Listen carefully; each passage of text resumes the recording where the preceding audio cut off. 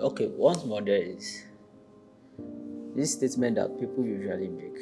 Everyone, in one way or the other, had made this statement. I've also made this statement.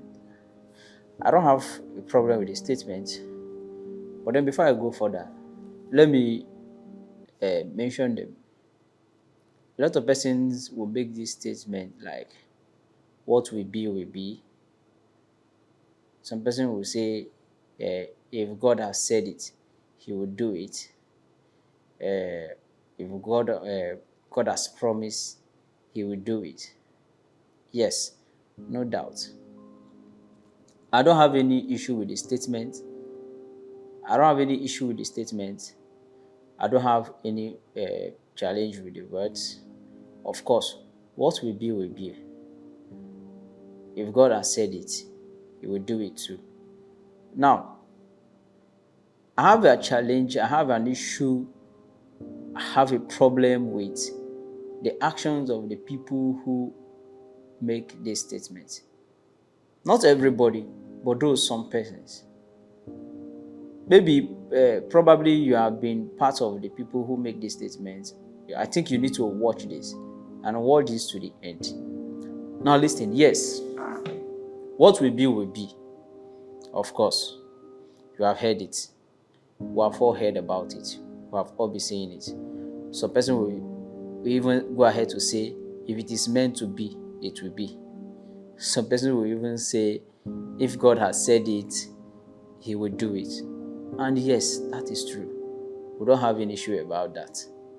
But but here is the catch. What will not be if you don't get up and do something. That's the simple truth. We need to tell ourselves that truth. People find it very difficult to tell themselves the truth.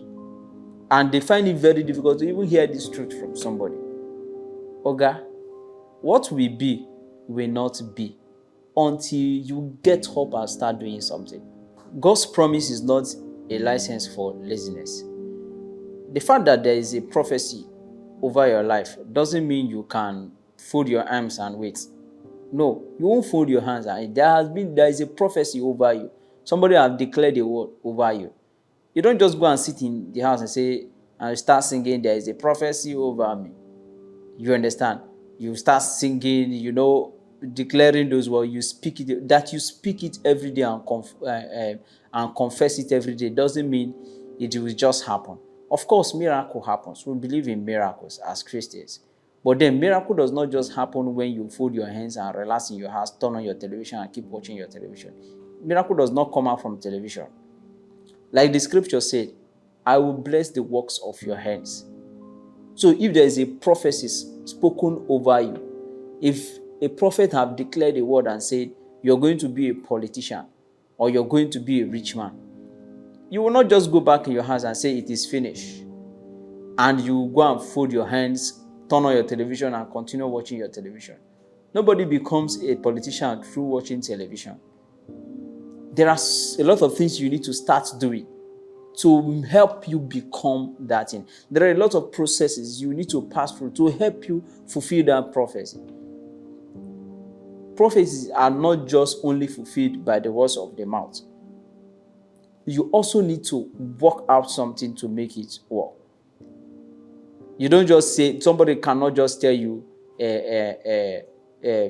you move from Nigeria to UK. You can't stay in your house while watching television and disappear and move to that place. You have to go and apply for your visa.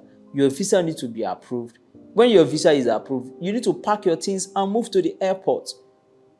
Not just moving to the airport, you need to board a plane and pay for your flight and fly to UK. If you don't do all of these things, that prophecy will be there and nothing. Of course, there is a prophecy over you.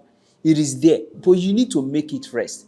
How do you make it rest? You need to be doing something. So if you're making that statement, what must be, must be. If it is meant to be, it will be. If God has said it, it will be so. Of course, all of those things are true. But all of these things will not happen if you're not doing anything. If you're sitting in the house and folding your hands, all of these things will not happen. Now, every word spoken over you comes with a work you must do. That's the simple truth. So don't prioritize comfort over action. Don't hide behind God said it as an excuse to doing nothing. Faith without works is dead. So we know that. So you have to rise up, take step. Let your effort align with God's promise. Then you will see the word come to pass. So don't just stay in the house and fold your hands. You have to get up and do something. So know it today. What will be will not be until you get up on your feet and start doing something.